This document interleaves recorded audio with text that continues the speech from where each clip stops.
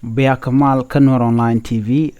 mi jiram jidit ka jan channel me bi goro jin bi nyakani de kokien ka mi jiram jidit ba goro jin be subscribe ko jan support dan de top men ban linga jan gwasa me Läär mi chalat ka tungne internet bana shutin ka lode ngui kono gwa ka changa bongon ka pay dish ka ron kin dar yandaro dok chaok to shop ka kis wi de ku daro cha ka page nokti kizide widien ku dangro chako lo jok angweni re which actually duk ka jɔŋley ka nogo to page ka jaba ke sande ke chankot chwago to chaganang enwini sharam kel kanastin yen kok jowich sharam kel chai nakaja ke chai yeda bas shala daram en la quer ke commissioner anu kanok dialte cha page jaba okto shop ke kiskel widin kuraw cha ka lo jok angweni tintere wi ke jɔŋley kan hok ato loy ka jok ke jenje laden paiwe kan astin cha ok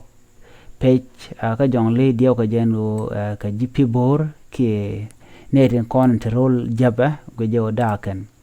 anyok shirek rod nyok mi to ba re wijen wini tuwari kamatin tuwa jare duar mishali pamadieng re pajut